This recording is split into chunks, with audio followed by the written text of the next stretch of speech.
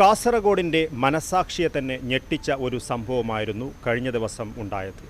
ഉപജീവനത്തിനായി auto ഓടിച്ചു വന്നിരുന്ന അബ്ദുൾ സത്താർ എന്ന ഓട്ടോ ഡ്രൈവർ തൻ്റെ വാടക ക്വാർട്ടേഴ്സിൽ ആത്മഹത്യ ചെയ്യുകയായിരുന്നു.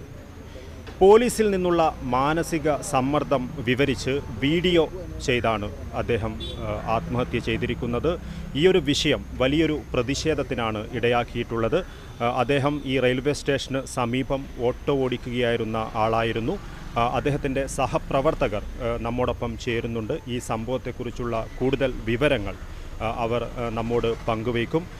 എന്തായിരുന്നു ഈ ഒരു സംഭവം? അദ്ദേഹം ആത്മഹത്യ ചെയ്യാനിടയാക്കിയ സംഭവം എന്തായിരുന്നു? അദ്ദേഹത്തിന് മാനസികമായിട്ട് അദ്ദേഹം തളർന്നു. ഒന്ന് അത്, പിന്നെന്ന് പറഞ്ഞാൽ ചെറിയൊരു കാര്യത്തിനാണ് അദ്ദേഹത്തെ വണ്ടി 4 ദിവസമായിട്ട് സ്റ്റേഷനിൽ വെച്ചത്. കാരണം ചെറിയ നമുക്ക് സംസാരിച്ച് തീർക്കാൻ പറ്റിയതോ അല്ലെങ്കിൽ ഒരു 250 രൂപ ഫൈനടച്ച് തീർക്കാനുള്ള ഒരു സംഭവമായിരുന്നു. അത് അവർ ചെയ്തില്ല. അദ്ദേഹത്തിന് മാനസികമായി അയാൾ വിഷമമുണ്ടായി. അതുമാത്രമല്ല, അയാൾക്ക് ഈ ലോൺ എടുത്താണ് വണ്ടി എടുത്തിട്ട് പിന്നെ ലോൺ എടുക്കണമെങ്കിൽ 9,000 രൂപ ലോൺ വേണം. അതുപോലെ തന്നെ ഒരു ദിവസം വണ്ടി ഓടിച്ചില്ല എന്നുള്ള വിഷമം ഞങ്ങൾ ഡ്രൈവർമാർക്കറിയാം, നന്നായിട്ടറിയാം. അതുപോലെ വയോവൃദ്ധനായ ഒരാളെ ഇങ്ങനെ ചെയ്യാൻ ഒരിക്കലും പാടില്ലായിരുന്നു. അതായത് ജസ്റ്റ് ഒന്ന് ഫൈൻ അടിച്ചിട്ട് വിട്ടാൽ മതിയായിരുന്നു. അതുമാത്രമല്ല, ഈ ആരോപണ വിധേയനായ SIയും അതുപോലെ തന്നെ ഈ ഹോം ഗാർഡ് അല്ലെങ്കിൽ തന്നെ എല്ലാ ഓട്ടോ ഡ്രൈവർമാർ കാണുമ്പോൾ തന്നെ അദ്ദേഹത്തിനൊരു കലിയാണ്. ആ ഹോം ഗാർഡിന് എവിടെ വെച്ചാലും ഹോം ഗാർഡ് ഓട്ടോ ഡ്രൈവർമാരെ മാനസികമായി പീഡിപ്പിക്കൽ കൂടുതലാണ്. പിന്നെ SIയെ കൂടുതലായിട്ട് അറിയില്ല. പിന്നെ അതുമാത്രമല്ല, ഈ SIയെ സ്ഥലം മാറ്റിയത് കൊണ്ട് മാത്രം ഈ ഒരു പ്രശ്നത്തിന് പരിഹാരം ഉണ്ടാവും തോന്നുന്നില്ല. കാരണം ഒരാൾ ഈ SI കാരണമാണ് അദ്ദേഹം ആത്മഹത്യ ചെയ്തത്. ഈ കാസർഗോഡ് സ്റ്റേഷനിലെ ഒരുപാട് പോലീസുകാർ, നല്ല പോലീസുകാരാണ് ഈ കാസർഗോഡ് സ്റ്റേഷനിലുള്ള. കാരണം ഓട്ടോ ഡ്രൈവർമാരോട് കൂടുതൽ നന്നായിട്ട് പ്രവർത്തിക്കുന്ന പോലീസുകാരാണ് കാസർഗോഡ് സ്റ്റേഷനിലുള്ളത്. പക്ഷേ ഈ ഒരു SI കാരണമാണ് ഇദ്ദേഹം മരിക്കാനിടയായത്. കാരണം ചെറിയൊരു കാരണമാണ്. 250 രൂപ ഫൈനടിച്ച് വീഴേണ്ട ഒരു കാര്യത്തിന് വലിയൊരു കാര്യമാക്കി അദ്ദേഹം ആത്മഹത്യ ചെയ്ത് വളരെ വേറെ വിഷമമായ കാര്യമാണ്. അതായത് ഈ ഒരു വിഷമം അദ്ദേഹം നേരിട്ട ഒരവസ്ഥ അദ്ദേഹം നിങ്ങളുമായി പങ്കുവെച്ചിരുന്നു. ഇങ്ങനെ പോലീസിൽ നിന്നുള്ള ഒരു ദുരനുഭവം ഉണ്ടായ കാര്യം പറഞ്ഞിരുന്നു നിങ്ങളോട്? ഞങ്ങളിൽപ്പെട്ട് ചില ആൾക്കാരോട് ഇദ്ദേഹം പറഞ്ഞിരുന്നു. ഞാൻ പോലീസ് പിടിച്ചിട്ട് 4 ദിവസമായി വണ്ടി വിടുന്നില്ല. DYSPൻ്റെ അടുത്ത് പോയിട്ടുണ്ട്, SPൻ്റെ അടുത്ത് പോയിട്ടുണ്ട്, വണ്ടി വിടാൻ പറഞ്ഞിട്ടുണ്ട്. എന്നിട്ടും SI സാറ് വിട്ടു തന്നില്ല എന്നുള്ള പരാതി പല സഹപ്രവർത്തകരോട് പറഞ്ഞിട്ടുണ്ട് അവർ. പക്ഷേ 4 ദിവസമായിട്ടും വണ്ടി വിട്ട് കിട്ടിയില്ല എന്നുള്ളൊരു വിഷമം കൊണ്ടാണ് ഇയാൾ ആത്മഹത്യ ചെയ്തതെന്നുള്ളത് പൂർണ്ണമായിട്ടുള്ള ആൾക്കാരുള്ള വിശ്വാസം അങ്ങനെയാണ്.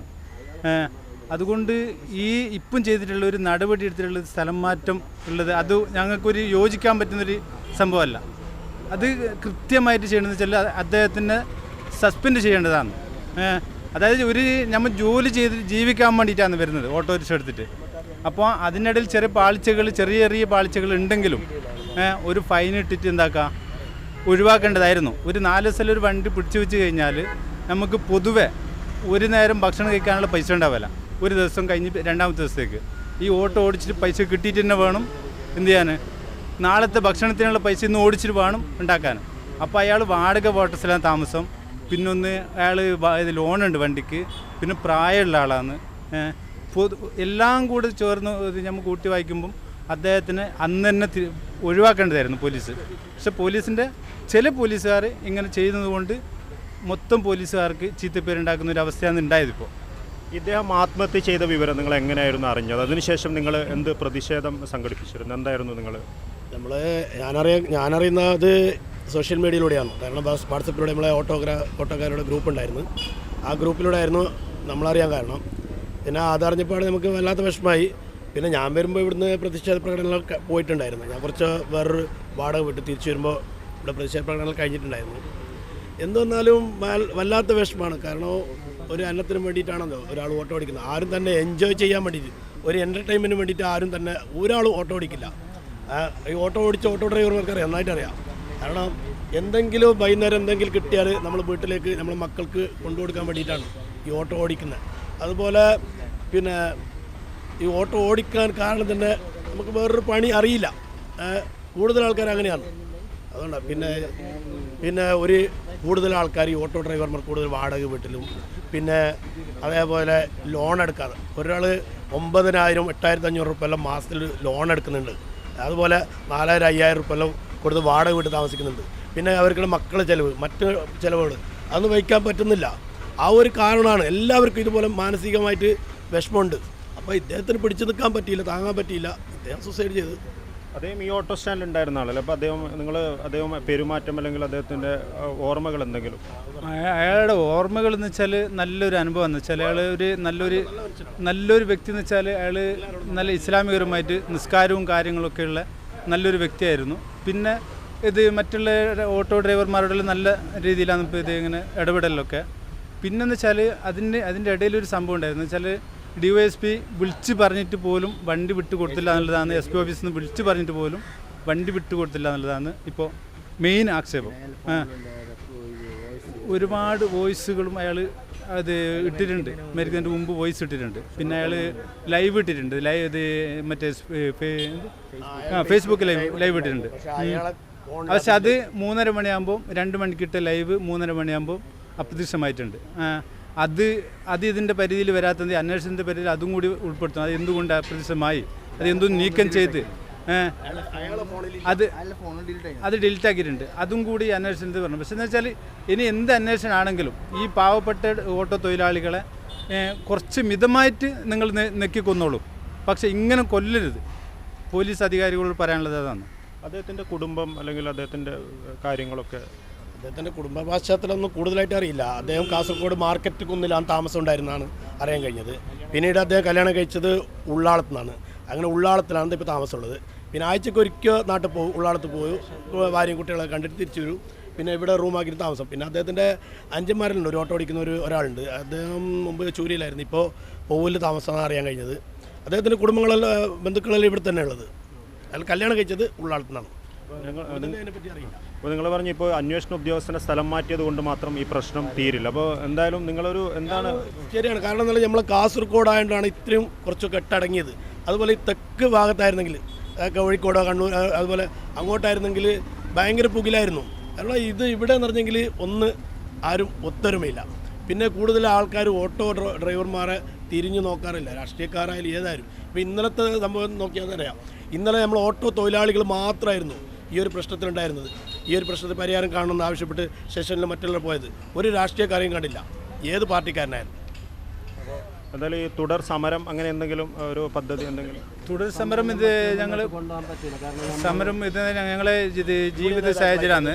അത് യൂണിയൻ നേതാക്കളായിട്ട് ചർച്ച ചെയ്തിട്ട് നമുക്ക് എന്താക്കാന്ന് പറഞ്ഞെങ്കിൽ തുടർ എന്തെങ്കിലും ചലനം ഉണ്ടാക്കുന്നുണ്ടെങ്കിൽ അത് യൂണിയൻ നേതാക്കന്മാരായിട്ട് ഞങ്ങൾക്ക് ചർച്ച ചെയ്യേണ്ടി വരും. പിന്നെ എന്ന് വെച്ചാൽ ഇതിന് ശക്തമായിട്ടുള്ള ഞങ്ങളൊരു വിയോജിപ്പ് എന്ന് വെച്ചാൽ ഈ സ്ഥലം മാറ്റിയത് പോരാ, അത് അദ്ദേഹത്തെ ഈ ഡിസ്മിസ് ചെയ്യേണ്ടത് തന്നെ. അത് ഒരു കാരണവശാലും ഇതുപോലുള്ള ഒരു ചെയ്തിക്ക് അയാൾക്ക് കൊടുത്ത ശിക്ഷ ഇത് പോരാ. മറ്റുള്ള ജില്ലകളിൽ എങ്ങനെ വെച്ചാൽ ഇങ്ങനത്തെ ഒരു സംഭവം ഉണ്ടായിക്കഴിഞ്ഞാൽ എപ്പോഴും പോലീസ് സ്റ്റേഷനും മറ്റുള്ള ഹെഡ് ക്വാർട്ടേഴ്സും അതും ഇതെല്ലാം തകർത്ത് കാണട്ടെ. പക്ഷെ നമ്മൾ അങ്ങനെയല്ല, നമ്മൾ മാന്യമായിട്ട് ഒരു ചെറു പ്രതിഷേധവും അതിൻ്റെ സംബന്ധമായിട്ടുള്ള ഞങ്ങളൊരു ഓട്ടോ സമരം നടത്തിയതാണ്. നമ്മൾ ന്യായത്തിൻ്റെ ഭാഗത്താണ് നിൽക്കുന്നത്. നമ്മളെന്താ അക്രമമോ അതോ ഒന്നും അയച്ചു വിട്ടിട്ടില്ല പോലീസിനെതിരെ. പോലീസ് എന്ന് പറഞ്ഞെങ്കിൽ എല്ലാ പോലീസല്ല അതുപോലുള്ളത്, ചില പോലീസുകാർ ഇതുള്ളതുണ്ട്. അപ്പോൾ അദ്ദേഹത്തെ എന്ത് ചെയ്യണം, നിർബന്ധമായിട്ടും തീർച്ചയായിട്ടും അദ്ദേഹത്തെ ഈ സസ്പെൻഡ് ചെയ്യണം. പിന്നെ ഈ ഹോം ഗാർഡിൻ്റെ ഭാഗത്ത് നിന്ന് തെറ്റിയിട്ടുണ്ടെങ്കിൽ അദ്ദേഹത്തെയും എന്താകണം, ഈ പണിയിൽ നിന്ന് പിരിച്ചുവിടേണ്ടതാണ്. നിങ്ങൾക്ക് ഇപ്പോൾ നിങ്ങളും ഓട്ടോ ഡ്രൈവർമാരാണ്, നിങ്ങൾക്കും എന്തെങ്കിലും അനുഭവങ്ങൾ ഇത്തരത്തിലുണ്ടായിട്ടുണ്ടോ? നമുക്ക് അനുഭവമുണ്ട്. ഇതേ ഹോം ഗാർഡിന് അനുഭവം ഉണ്ടായിരുന്നു. അത് ഞാനൊരു മാർജിൻ ഫ്രീ ഒരു വാടക പോയിട്ട് പിന്നെ ഞാൻ ഗവൺമെൻറ് ഹോസ്പിറ്റലിൻ്റെ അടുത്തുള്ള സപ്ലൈകോ സ്ഥാപനത്തിൽ ഒരു പ്രായമായ പെണ്ണുങ്ങൾ ഒരു സാധനത്തിന് വേണ്ടി പോയി. അപ്പോൾ നിങ്ങൾ അവിടെ സാധനങ്ങൾ വാങ്ങിയിട്ട് വെച്ചിട്ടുണ്ടായിരുന്നു. ഞാൻ എന്നിട്ട് അവിടെ പോയി ഗവൺമെൻറ് ഹോസ്പിറ്റലിൻ്റെ അടുത്ത് ആ റോഡിൻ്റെ ആ സൈഡിൽ ഞാൻ പാർക്ക് ചെയ്തു. റോഡിലല്ല, അതിൻ്റെ ഫുട്പാത്തിലല്ല, അതിൻ്റെ സൈഡ്, ആ സപ്ലൈകോൻ്റെ സൈഡിലാണ് പാർക്ക് ചെയ്തത്. ഇതേ ഹോം ഗാർഡ് ഓടി വന്നു പറഞ്ഞ് ഇവിടുന്ന് വണ്ടി എടുക്കുന്നത്. ഞാൻ പറഞ്ഞ് വണ്ടി എടുക്കാം സാർ, 1 മിനിറ്റ് എന്ന് പറഞ്ഞു. ഒരാൾ ഒരു പെണ്ണുങ്ങൾ സാധനം എടുക്കാൻ പോയിട്ടുണ്ട്. സാധനം എടുത്തിട്ട് കൊണ്ടുവന്നാൽ ഉടനെ ഞാൻ പോകാമെന്ന് പറഞ്ഞു. ഇയാൾ എൻ്റെ വീഡിയോയിലെടുത്ത് നിന്നെ വിടൂല, അങ്ങനെ ഭയങ്കര ദേഷ്യപ്പെട്ടു. ഞാൻ പറഞ്ഞു ഞാൻ തെറ്റ് ഇതിന്, ഞാൻ ഒരു പെണ്ണുങ്ങളെ കൊണ്ടുവന്ന് അവർക്ക് സാധനം എടുത്ത് ഞാൻ തിരിച്ചു പോകും. അപ്പോൾ ഇയാൾ വീഡിയോ എടുക്കും, ഞാനും വീഡിയോ എടുത്തു. ഇയാൾ പോയി പോലീസ് സ്റ്റേഷനിൽ കംപ്ലയിൻറ്റ് പറഞ്ഞ്. അപ്പോൾ എന്നെ പോലീസുകാരെ വിളിച്ച്, സാർ ഒരു എസ് ഐ പേരൊന്നറിയില്ല, പഴയ എസ് ഐ ആണ് അന്ന്. അപ്പോൾ ആ എസ് ഐ ഇങ്ങനെ കാര്യങ്ങളെല്ലാം എന്നോട് അന്വേഷിച്ചറിഞ്ഞ് അദ്ദേഹത്തിന് ബോധ്യപ്പെട്ടു, ഈ എസ് ഐക്ക് ബോധ്യപ്പെട്ടു എൻ്റെ ഭാഗത്തു നിന്ന് ഒരു തെറ്റില്ല എന്ന്. എന്നോട് നീ പോയിക്കോന്ന് പറഞ്ഞു. ഇത്തരത്തിൽ ഒരുപാട് പ്രശ്നങ്ങളുണ്ട്. കൂടുതൽ ഡ്രൈവർമാരോട് ദേഷ്യമാണ്, എന്തുകൊണ്ടൊന്നും അറിയില്ല. അപ്പോൾ ഇതിനെല്ലാം ഒരു ഇതിനെല്ലാം പരിഹാരം എന്ന് വെച്ചാൽ ഇവിടെ ഇപ്പോൾ നമ്മളെ ഓട്ടോറിക്ഷ എന്ന് പറഞ്ഞാൽ ഓട്ടോറിക്ഷയിൽ ഒരു ഇൻഡിക്കേറ്റർ ഇല്ലെങ്കിൽ അതിനെതിരെ നടപടിയെടുക്കും പോലീസ്. നേരെ മറിച്ചിട്ട് നമ്മൾ ഈ ചുറ്റുപാടിലുള്ള പല സ്റ്റേഷനിലുള്ള പോലീസിൻ്റെ വണ്ടിക്ക് ഇൻഡിക്കേറ്ററോ ബ്രേക്ക് ലൈറ്റോ പാർക്ക് ലൈറ്റോ ഇല്ലാത്ത പല പോലീസിൻ്റെ ജീപ്പുകളും പല ഗവൺമെൻറ് ഉദ്യോഗസ്ഥന്മാരുടെ വാഹനങ്ങൾ ഇഷ്ടം പോലെ ഓടുന്നുണ്ട്. പക്ഷേ നമ്മൾ ഓട്ടോറിക്ഷയ്ക്കോ അല്ലെങ്കിൽ ബൈക്കിനോ ഒരു ഇൻഡിക്കേറ്ററോ അല്ലെങ്കിൽ ഒരു ഹെഡ് ലൈറ്റോ ഒരു സൈഡ് മിററോ ഒന്നും ഇല്ലെങ്കിൽ എന്താവും, പിന്നെ ഒരു ഹോർൺ വെച്ചിട്ടുണ്ടെങ്കിൽ അതിനും ഇത് കേസെടുക്കും, ഫൈനിടും. ചില പോലീസുകാർ അതിനെതിരെ ഫൈൻ ഇടാറുണ്ട്. പക്ഷെ നേരെ മറിച്ചിട്ട് ഗവൺമെൻറ് ഉദ്യോഗസ്ഥന്മാരെന്നെ സ്വന്തം വണ്ടിയിൽ ഒരു നിയമപരമായിട്ടുള്ള ചില വണ്ടികളിൽ ഒന്നുമില്ല, ഇൻഡിക്കേറ്റർ ലൈറ്റ് അതുപോലുള്ള പല ഈ വണ്ടിക്ക് ആവശ്യമുള്ള സാധനങ്ങൾ ഉണ്ടാവാറില്ല. പക്ഷെ നമ്മളെതിരെ ഇല്ലെങ്കിലോ അതിനെതിരെ കേസ് കൊടുക്കും, ഫൈനിടും. ഇതാണ് എടുത്ത് നിയമം. തങ്ങളുടെ പ്രിയപ്പെട്ട സഹപ്രവർത്തകനെ നഷ്ടപ്പെട്ടതിൻ്റെ വേദന മാത്രമല്ല തളങ്കരയിലെ ഈ ഓട്ടോ ഡ്രൈവർമാർ പങ്കുവയ്ക്കുന്നത്. നിയമപാലകരുടെ ഭാഗത്തു നിന്നും തങ്ങൾക്ക് നേരിടേണ്ടി വരുന്ന പ്രശ്നങ്ങളും ഇവർ പങ്കുവയ്ക്കുന്നു. അബ്ദുൾ സത്താറിൻ്റെ മരണവുമായി ബന്ധപ്പെട്ട് പോലീസ് ഉദ്യോഗസ്ഥനെ സ്ഥലം മാറ്റിയിട്ടുണ്ട്. എന്നാൽ ഈ നടപടി മാത്രം പോരാ എന്നും അദ്ദേഹത്തെ സസ്പെൻഡ് തന്നെ ചെയ്യണമെന്നുമാണ് ഓട്ടോ ഡ്രൈവർമാരുടെ ആവശ്യം. ക്യാമറാമാൻ ഗണേഷ് പൈക്കയോടൊപ്പം ബൈജു രാവൺ, KCN ന്യൂസ്, കാസർഗോഡ്.